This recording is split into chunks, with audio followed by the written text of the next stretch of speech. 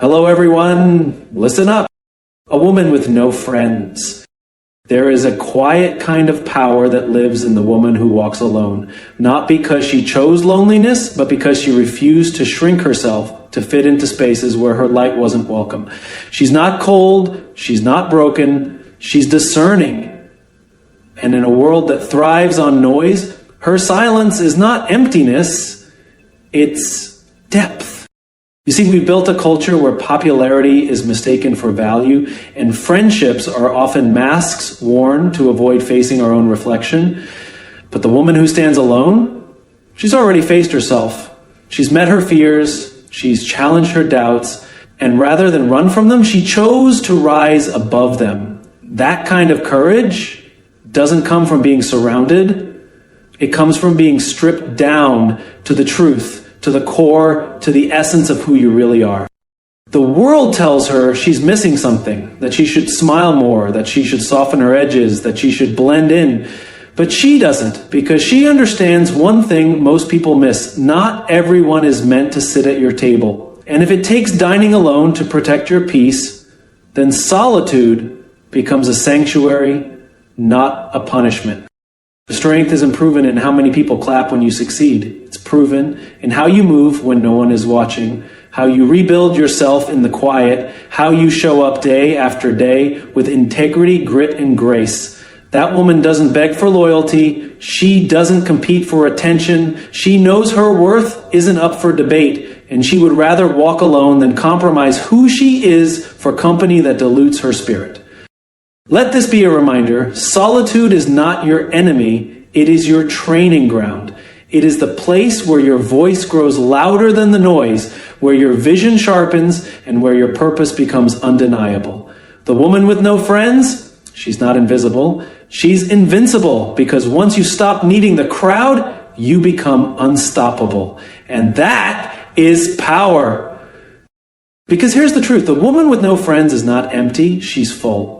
Full of lessons learned the hard way, full of boundaries built brick by brick after betrayal, full of self-respect that didn't come easy but came through fire. She didn't isolate, she evolved. And in that evolution, she realized that not everyone is meant to walk the entire journey with you. Some people are chapters, not the whole story. She stopped trying to fit into rooms where she felt like a stranger to herself. She stopped laughing at jokes that weren't funny just to keep the peace. She stopped saying yes when everything inside her screamed no. And in that stillness, in that sacred solitude, she began to rebuild, not the version the world expected, but the version she was born to be. People talk, they question her, why doesn't she have any friends? But what they don't understand is that her standards became too high for pretense. Too sharp for mediocrity, too clear for confusion. She's not unapproachable, she's protected. She's not arrogant, she's aware. She learned that peace is expensive, and she's willing to pay the price to keep it. She's not bitter, she's better, because she realized she was never meant to be like the rest. She was meant to lead, to stand tall even when others tried to cut her down. And when she walks into a room alone, it's not a sign of lack, it's a sign that she carries everything she needs within her. This is not a woman waiting to be saved. This is a woman who saved herself, who stared at her own shadow until she found her light, who fell down, got back up, and built something stronger from the rubble. And now, she's unshakable. So if you are that woman, walking your path in silence, let me tell you something the world won't. You are not behind. You are not forgotten. You are not lacking. You are being prepared. And the woman you are becoming, she's going to make sense of every tear, every lonely night, every closed door, because the woman with no friends is not alone. She's aligned, she's awakened, and she's on her way. Solitude is strength, not weakness. We live in a world that praises crowds, applause, and social validation, a world where being alone is often seen as something to fix, a sign that something must be wrong. But what if we've misunderstood solitude all along? What if the woman who walks alone isn't lost, but free? There is a quiet, unshakable kind of power in a woman who can sit with herself and not feel the urge to fill the silence. the kind of strength that doesn't need constant conversation to feel connected, or surface-level friendships to feel valued. This kind of woman has learned something most people haven't, that peace is not found in the noise of others, but in the clarity of her own thoughts. She has been through the fire, the betrayal, the rejection, the misunderstanding, and each time the world pushed her toward isolation, it unknowingly pushed her toward revelation. Alone she discovered her voice. Alone she found her worth. Alone she realized that the validation she used to chase from others was never required to begin with. Solitude is not an absence, it's a presence. A presence of self-awareness, self-love, and self-mastery. It's where a woman begins to understand who she is without the noise of influence, expectation, or judgment. It's the space where she no longer bends just to be accepted, where she no longer lowers her standards just to keep people around, where she no longer fears being misunderstood because she finally understands herself. So, people look at a woman with no friends and assume she's broken. But what they fail to see is that she is selective, not alone. She has learned to value quality over quantity, peace over popularity. She would rather spend her time building her mind, healing her heart, and pursuing her purpose than chasing temporary connections that lead nowhere. Strength isn't always loud. It doesn't always come dressed as a leader on a stage or a voice that fills the room. Sometimes it looks like a woman sitting alone at a cafe, reading a book with a calm heart. It looks like someone who walks away from drama, even if it means walking alone. It looks like a woman who isn't afraid to eat alone, travel alone, think alone, because she is no longer afraid to be with herself. This kind of strength isn't taught in schools. It's born in heartbreak, in setbacks, in nights when no one checks in, and yet she still shows up the next morning with fire in her soul. Because she's not powered by attention, she's powered by purpose. Let's stop calling her lonely. Let's start calling her powerful, because solitude is not her weakness. It's her weapon. It's the reason she can say no without guilt. It's the reason she can trust her gut over the crowd. It's the reason she radiates a confidence that can't be faked, because it was earned in the silence when no one else was watching. So if you are that woman, the one who feels alone in a world full of noise, let this be your reminder. You are not weak for standing on your own. You are not broken because you don't have a circle. You are not behind because your life looks different. You are powerful, purposeful, and planted exactly where you need to be to grow. And when the time is right, the people who deserve your energy will find you. Until then, don't rush the process. Embrace your solitude, honor your path, and remember, the strongest women are not always surrounded. They are often set apart for something greater. Authenticity requires courage. In a world that constantly tells you who to be, staying true to yourself becomes one of the most courageous acts of all. Authenticity is not about perfection. It's not about being liked. It's not about always having the right words or saying what people want to hear. Authenticity is about alignment. Alignment between who you are on the inside and what you show to the world on the outside. And that kind of alignment, it takes serious guts. For many people, it's easier to wear a mask. It's easier to go with the crowd, to say yes when you mean no, to laugh when something hurts, to stay quiet when something matters. But for a woman who chooses authenticity over approval, the easy way is no longer an option. She's not interested in blending in anymore. She's not here to please, she's here to be real. Being authentic means choosing truth over comfort, even when your voice shakes. It means you'd rather be misunderstood for who you are than loved for who you're not. It means standing firm in your values, even when the world pressures you to compromise. It means walking into rooms without the need to perform, because you know you weren't created to be a version of someone else. You were created to be the real you. But let's be honest. Being authentic can be lonely. You will lose people. You will disappoint those who only loved you when you were convenient. You will face resistance, because when you stop pretending, you become a mirror, and people don't always like what they see reflected back at them. Your courage will make others uncomfortable. Your truth will expose their lies. Your confidence will challenge their control. That's the price of being real, but it's a price worth paying. Because there's something beautiful that happens when a woman chooses to live in her truth. She starts attracting the right people. The ones who see her, not just for what she does, but for who she is. The ones who don't just tolerate her edges, but respect them. The ones who don't try to fix her or mold her, but support her as she grows. That's the gift of authenticity. You may lose the crowd, but you gain your tribe. And more importantly, you gain yourself. When you finally decide that pretending is too heavy to carry, you give yourself permission to breathe again, to feel again, to be again.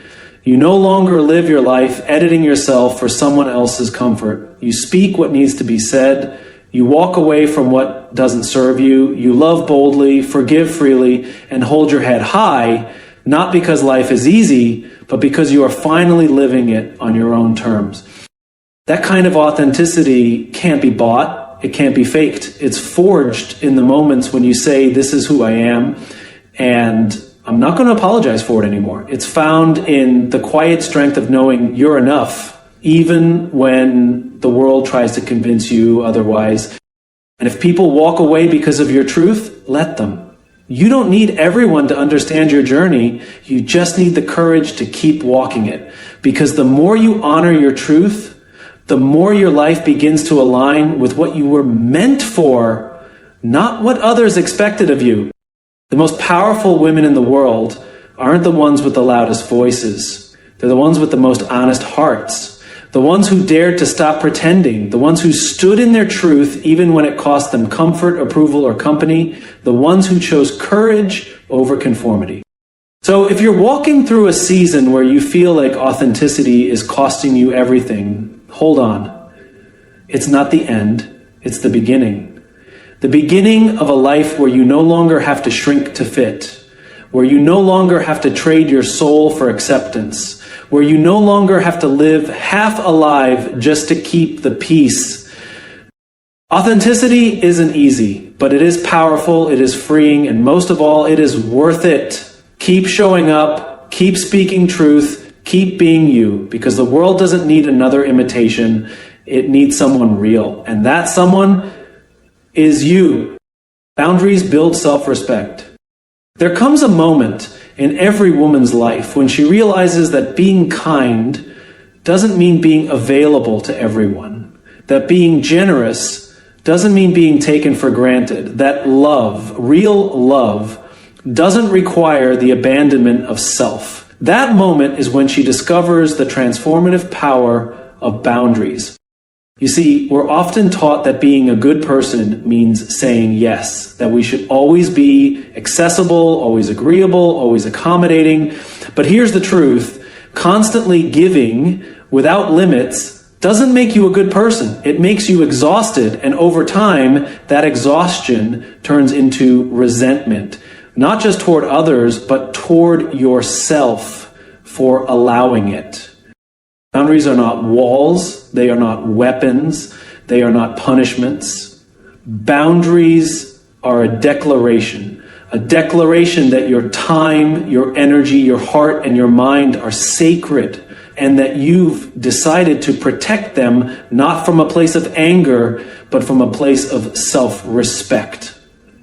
It takes courage to set boundaries, especially for the woman who has been conditioned to put herself last, for the one who was always the fixer, the helper, the one who kept the peace while her own soul burned in silence. But the day she starts saying no, not to be cruel, but to be clear, is the day she reclaims her power.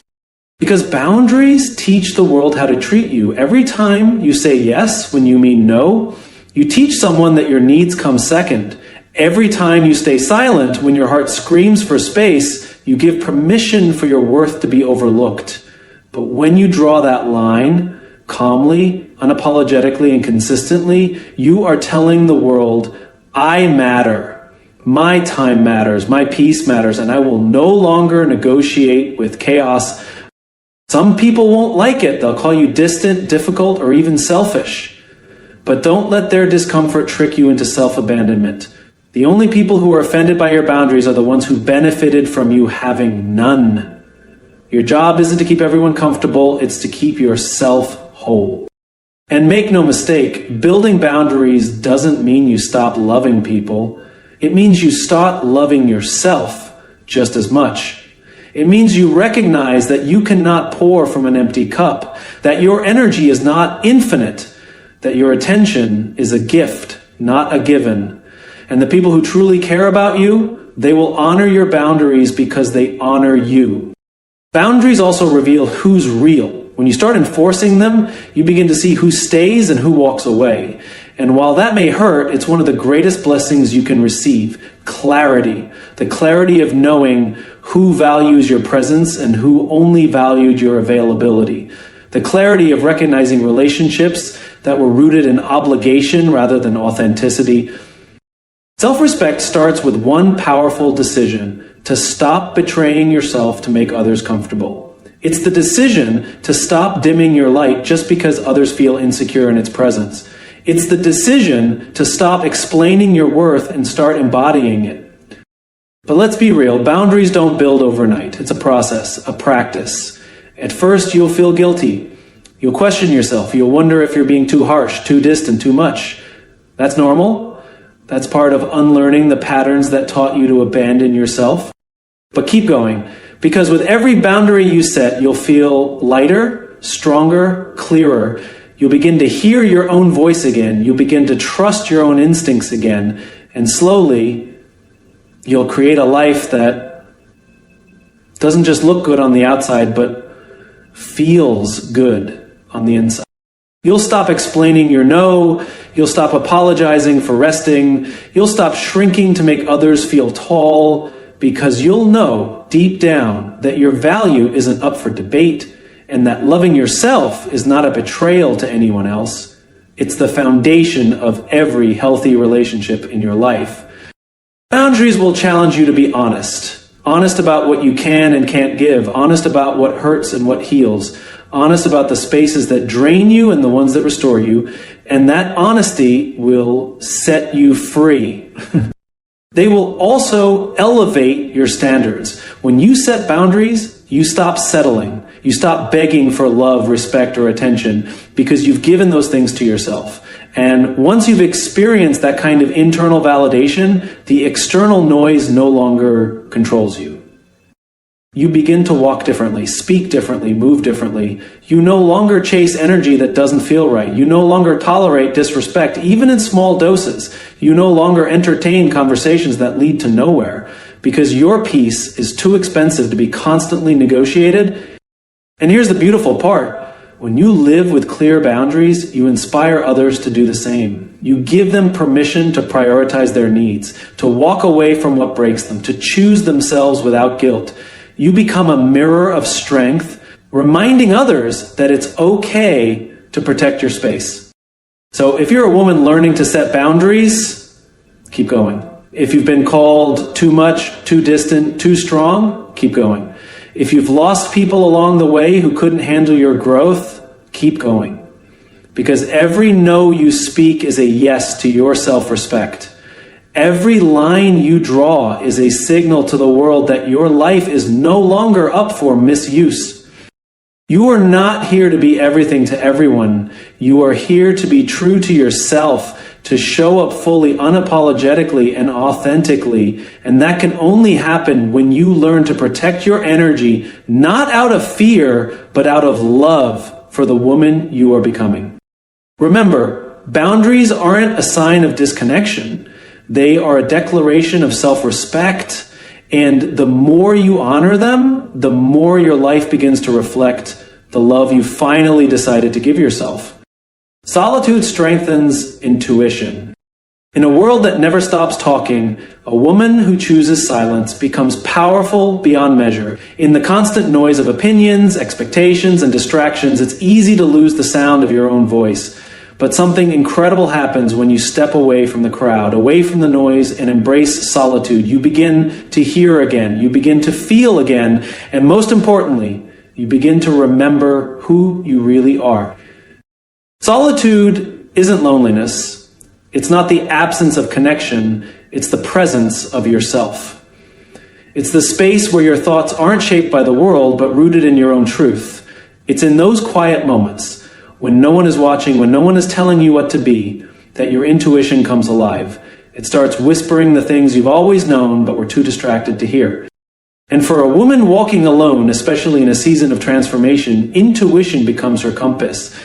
Because when there's no one around to validate her decisions or cheer her on, she learns to trust that still, small voice within. That voice that says, turn left, not right. That voice that says, you're more than what you've been settling for.